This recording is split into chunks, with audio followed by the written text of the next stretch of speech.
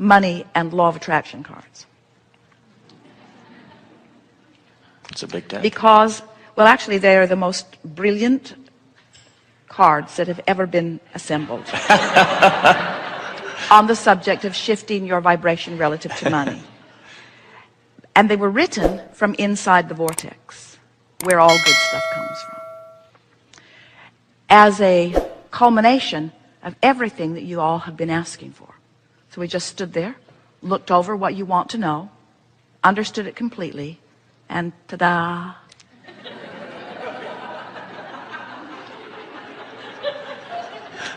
So, let's say you're standing outside the vortex and you've decided that you're going to use your ability to focus yourself into alignment. Okay. And things have not been going very well for you financially.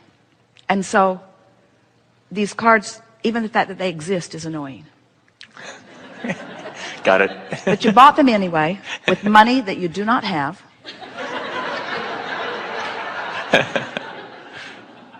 You look at them and the colors are nice. And you read, I am developing the skill to direct my thoughts. And then you throw that card away. I can have money and freedom too. I'm going to mail that one to my employer. I do not need to have money to attract money. That is very fortunate. I have control over the thoughts I think. I hate these cards. Money isn't everything, but there is no shortage of money or time. Who writes this stuff? I will praise success wherever I see it, and if I ever see it, I surely will.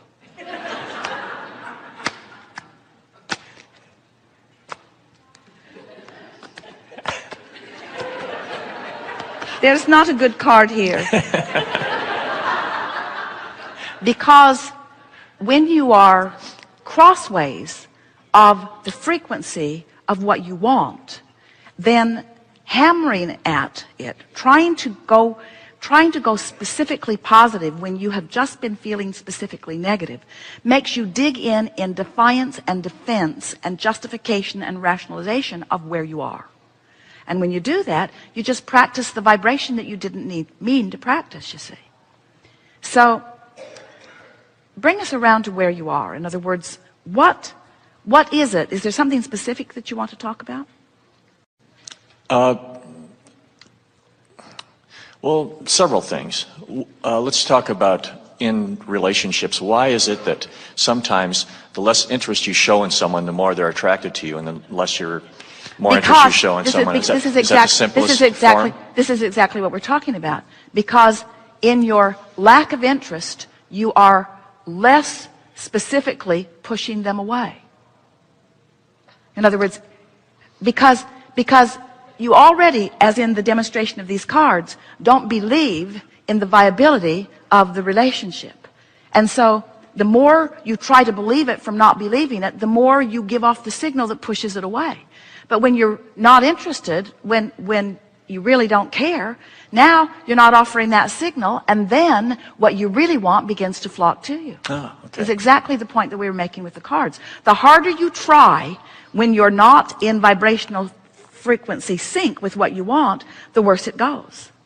Interesting. When we talk about deliberate creation, feels counterintuitive to some of you, doesn't it? It's like, I should try harder. And we say, no, you should give it up. You should let go. But it comes back to what we were saying earlier, that the process of creation is 3 steps. Ask. You've already done that. Answer. Source has already done that. It is a vibrational done deal. Now your work is to do anything and everything you can to relax into, to allow, to let be, to surrender into. And the harder you try to be specific when you don't have the answers, when you don't know where, when, who, how, where. In other words, when you don't have the answers to that, then the more you hold yourself in the frequency that defies it. That's why the more I dream and the less I give a heck about it, it seems to come. Well, I dream and it's, if I let it go. But imagine how delicious it could be to want something that isn't painful, to want it even though it hasn't come, To want it with the general knowledge that it will someday be there. And to be satisfied with that general knowledge that it will someday be there until you allow the specifics of it to begin to show themselves to you. So there's a difference between just saying, I don't want those grapes because they're sour anyway. Yeah. There's a difference between saying, I don't want it, because the truth of it is, you do want it. You do want it. You can't give up on your dreams. And to say you're not dreaming those dreams anymore is not accurate at all. You cannot cease to want what you want, but you can choose your vibrational position to it by railing against the absence of it or by surrendering to the presence of it. And what you're talking about is part of that process. In other words, it's part of the letting go of the details of it. Exactly. Yeah. Perfect words that you've offered. Yes. Thank you. Yes. Something more? No, that's enough. Very good. Thanks.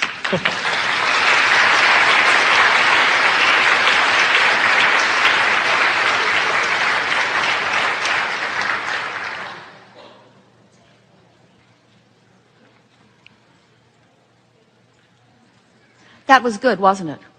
Don't you have a stronger sense of why some things that you've been wanting have been avoiding you? Because how you really feel is what's coming to you. I'm really thankful to that gentleman, because I'm going to cover a lot of things he actually just asked. He set it right up for you. Last year somebody went first, and I got kind of caught up in going first this year, but I knew it was perfect because I knew I was perfect to go right after him once he started bringing up his subjects. Good. Your time is up.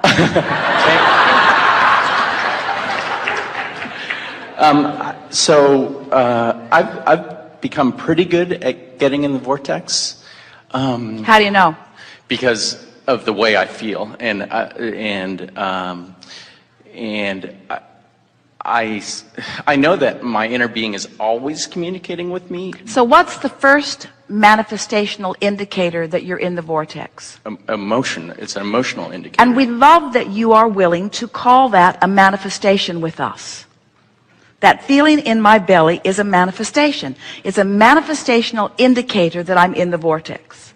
What would be a logical next manifestation indication that you're in the vortex? Actually, that was my question. That was it. Right. That was it. In other words, that was it.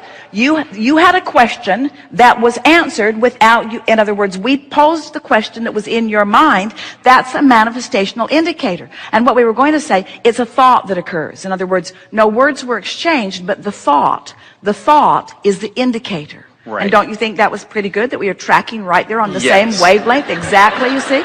It's a manifestational indicator. So first it's a feeling, then thoughts begin to occur to you, then people begin to walk into your space and offer words, then you begin to see things. In other words, the manifestations just become prolific all around you as indicators that you are in the vortex. And we're going to let you talk here briefly in a moment. We're going to be brief, but we just want to say at the outset here that when you get on this roll where you know you have affected a feeling, which is a manifestational proof that you have achieved vibrational alignment with the vortex, and then thoughts start streaming, and then others start joining you in conversation, and then the earth starts moving. In other words, things start happening. That's when you begin to feel that worthy understanding that you, and that feeling of empowerment that you are the creator and that the manifestation is following the direction of your thoughts. Good. Okay. So I guess that's my answer also. Pretty much. So because the way I do it is more or less by visualizing some generally visualizing but specifically. isn't a vision just a more detailed Specific, thought? correct. A more specific thought. Correct. So once you start visualizing, what's that telling you? That's telling you you're on the vibe of it. So now, we were talking earlier, oh, such a good conversation. We were talking earlier about how out here in the what is reality, you can see and hear and smell and taste and touch. You mean you're in the vortex where there's no stuff actually manifested, but you're seeing it? So a visualization is more indication that you're in the vortex. So first it's emotion, then, or feeling, then it's thoughts begin to stream. Now you're beginning to see stuff. Are you kidding? Now you're beginning to see stuff. This is all indication of the vortex.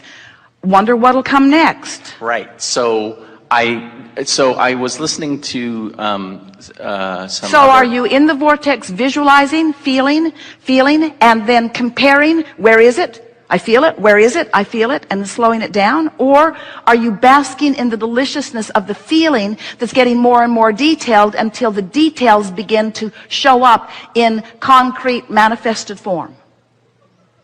So that's my next question. So I just continue to do it. We're really enjoying how your next question keeps following our next answer. In other words, you're manifesting all over the place. In other words, this is that, can't you see that track on that, can't you just see it? You're in the vortex and it's just looping around and giving you another reason and another reason and another reason. And so the next step is just continue until physical translation happens. But is it a step? Is it a step? Or is it so much the next logical thing that you don't even need to call it a step? Right. The next awareness, the next observation, the next feeling, the next awareness is the best word. The next manifestation, the next reality, the next observation. And it's obvious. Whenever it comes, it'll be obvious. Well, we think it's been pretty obvious here this morning. I agree. Don't you? Thank you. Yeah, I get it. Good time for a segment of refreshment.